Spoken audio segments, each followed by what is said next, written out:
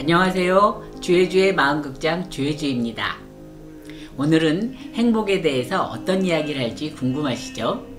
우리는 두 번의 지난 영상에서 긍정성이라고도 불리우는 행복의 여러 형태에 대해서 같이 살펴보았습니다. 오늘은 그 행복의 여러 형태를 모두 아우르는 사랑에 대해서 한 걸음 더 들어가 보도록 하겠습니다. 사랑할 수 있는 한 사랑하라. 많이 들어보셨나요?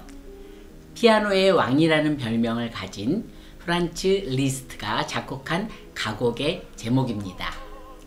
또한 박용재 시인은 사람은 그 무엇인가를 사랑하는 부피와 넓이와 깊이만큼 산다. 그만큼이 인생이다라고 사랑과 인생을 동격화했습니다. 사랑을 하면 도대체 어떤 점이 좋길래 이렇게 사랑을 하라는 시와 또 사랑을 권유하는 노래까지 만들어지는 걸까요? 사랑은 인생의 핵심 가치로서 수많은 문학작품과 오페라 또 노래 등이 모두 다 사랑을 주제로 만들어져 있고 그 결말이 새드 엔딩이냐 해피 엔딩이냐만 달라지겠죠. 바그너의 오페라 크리스탄과 이졸데는 이졸데 공주가 정략적 결혼을 앞두고 자신의 결혼 상대인 조카인 크리스탄을 사랑하게 되어 결국은 비극적 결말로 끝을 맺는 반면에 도니체티의 오페라 사랑의 묘약에서는 동네 여지주인 아레나를 사랑하는 그 동네 총각 네모리노가 사랑에 애를 끌던 나머지 싸구려 포도주를 가짜 사랑의 묘약인지 알고 마시고는 그래도 사랑에 성공하여서 결혼에 꼴이나는 해피엔딩으로 끝납니다. 사랑의 묘약이 진짜 있기는 한 걸까요? 사랑의 묘약은 하루를 못 보면 병이 들고 사흘을 못 보면 죽는다라는 그리스 신화에 뿌리를 둔 사랑의 특별 약입니다. 그런데 사랑의 묘약이 꼭 약물 형태로만 있는 건 아니죠. 우리가 흔히들 사랑에 빠졌을 때 뭐라고 표현하죠? 큐피트의 화살을 맞았다 이렇게 얘기를 하는 거죠. 그래서 이런 로마 신화의 큐피트 화살 또 그리스 신화의 에로스 화살이 바로 사랑의 묘약에 해당되는 것입니다. 이렇게 고대로부터 사랑의 묘약이 있는 것을 보면 사람들은 묘약을 써서라도 자기가 사랑하는 사람의 마음을 얻는 것을 굉장히 중요시 여겼다는 것을 우리가 잘 알 수 있습니다. 그럼 이렇게 사람들이 묘약을 써서라도 사랑에 빠지고 싶어하는 이유가 뭘까요? 여러분도 경험하셨겠지만 사랑에 빠지면 황홀감을 느낍니다. 마치 구름 위를 걷는 것 같은 그런 행복감도 느끼고 세상을 다 가진 것 같은 그런 행복감을 느끼게 되는 거죠. 사랑에 빠졌을 때의 상태를 조금 더 구체적으로 살펴볼까요? 사랑에 빠진다는 것은 일시적으로 자아가 허물어지면서 상대의 자아와 일체감을 느끼기 때문에 황홀감을 느끼지 않을 수가 없습니다.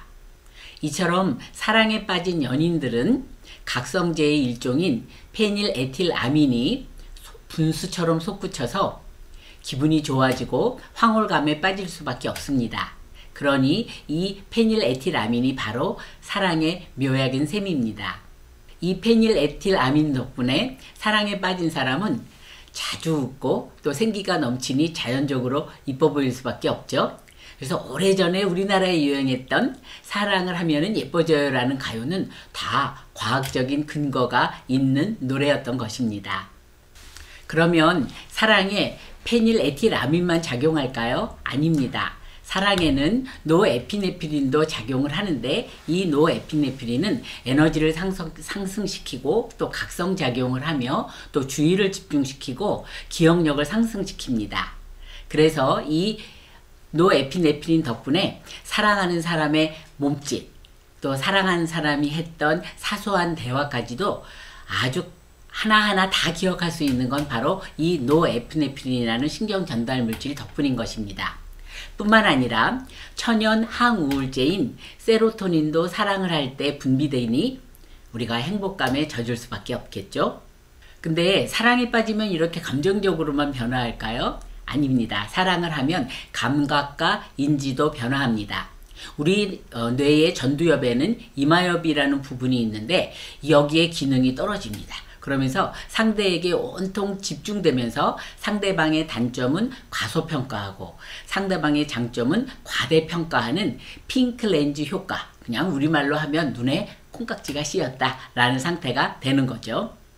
사랑을 하면 이렇게 사람만 달라 보이는 게 아닙니다. 그 전까지 쭉 나를 둘러싸고 있던 환경이 다시 달라 보이기 시작합니다. 그래서 늘 들어왔던 노래인데 마치 나를 위해서 가사가 있는 것처럼 느껴지고 또 온통 세상을 아주 정확한 렌즈를 통해 보이듯이 빛나 보입니다. 이런 세상이 달라 보이는 것을 정신과적 증상 비현실감으로도 우리가 비교할 수 있는데, 이 비현실감이라는 것은 자기를 둘러싼 환경에 갑자기 낯설게 보이는 거죠. 그래서 사랑에 빠진 사람들이 세상이 달라 보여요, 내가 예전에 내가 아니에요 라고 말하는 것이 다 이 비현실감과 같은 종류의 것이라고 봐도 과언이 아닙니다. 비현실감이 심해지면 해야 될 공부나 업무에 집중하기가 어려워져서 사랑에 빠진 사람이 성적이 갑자기 저하된다랄지 또 업무 능력이 하락한달지 하는 현상이 나타날 수가 있는데, 너무 비현실감이 심한 경우에는 정상 업무를 할 수가 없어서 문제가 됩니다. 그런데 이렇게 사랑에 빠진 황홀한 상태는 계속 지속될까요? 아니죠. 아무리 상대가 연예인급의 미모를 지녔다고 하더라도 도치 상태의 사랑 단계는 12개월에서 18개월 정도 유지됩니다. 이 기간이 지나면 슬슬 상대방의 단점이 눈에 들어오고 또 상대방과 같이 있어도 하품이 나오기 시작하고 딴전을 부리기 시작하는 거죠. 그 이유는 이 사람이 끈기가 없는 사람이어서가 아니고 바로 페닐에틸아민의 유효기간이 짧게는 12개월에서 길어봤자 3년이기 때문입니다. 그럼 이 페닐에틸아민의 효과를 지속시키기 위해서 계속 다른 상대의 이성을 만나야 되는 걸까요? 다행히도 이 페닐에틸아민의 농도를 높이기 위해서 운동을 하거나 아니면 낭만적인 로맨틱한 드라마를 본다든가 책을 읽는 것이 페닐에틸아민의 농도를 올리는 거에 도움을 주지만 이것은 일시적이고, 우리에게 그나마 다행인 것은 옥시토신이라는 존재가 우리에게 있다는 것입니다. 이 옥시토신은 또 하나의 사랑의 묘약으로 우리가 포옹을 하거나 아니면 친밀한 유대관계를 갖고 있을 때 분비되는 물질로서 포옹화합물이라는 별명을 지니고 있습니다.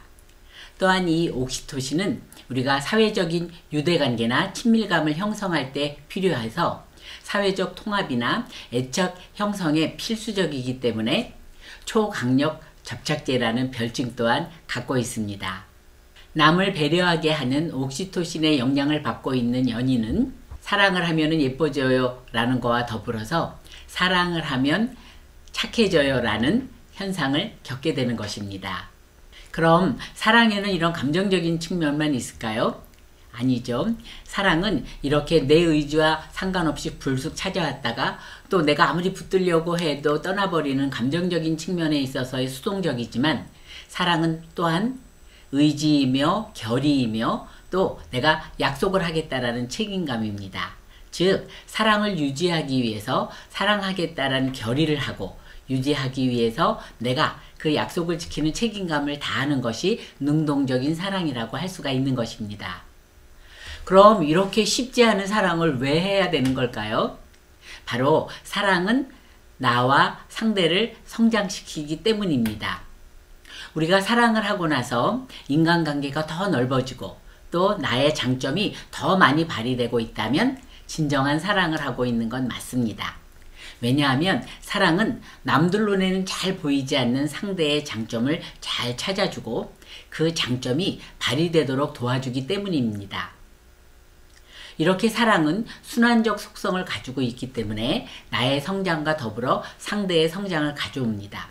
만약에 나나 너 중에 한쪽이라도 성장을 안 하고 있는 불균형적인 사랑을 하고 있다면 이것은 한쪽의 사랑이 아닌 희생일 가능성이 많은 것입니다. 오늘 여러분들에게 소개해드릴 영화는 영화 중에는 첫눈에 반하는 것을 다룬 영화가 무수히 많지만 2018년에 개봉된 정말 영화 같은 실화를 바탕으로 만들어진 영화 오직 사랑뿐, 워낙 제목은 유나이티드 킹덤이라고 하니 조금 영어와 우리말 제목에 좀 뉘앙스가 다르죠. 1947년 아프리카에서도 아주 제일 못 사는 나라이면서 영국 보호령하에 있던 배추 아날란드의 왕위 계승자인 세레체가 왕위 계승을 위한 공부를 위해서 영국에 유학 와 있던 중에 선교사 댄스 파티에서 여기에 같이 참석한 평범한 여성인 영국 여성 루스를 만나면서 둘은 첫눈에 반합니다. 하지만 이들의 이질적인 사랑의 대가는 혹독해서 세레체는 왕위 계승을 박탈당하고 루스는 심한 언어폭력과 또한 모욕감을 받죠.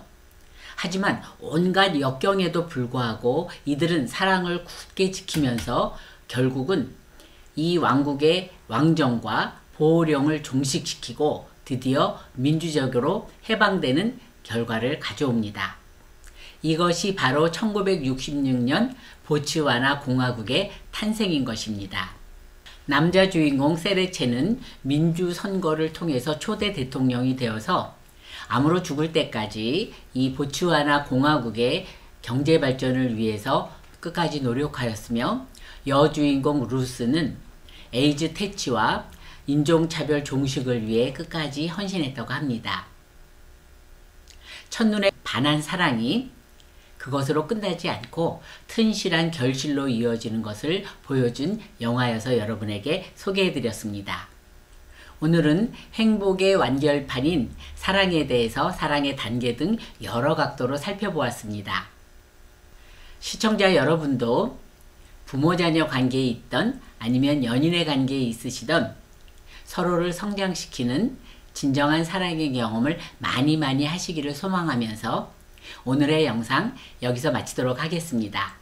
경청해 주신 여러분 감사합니다. 감사합니다.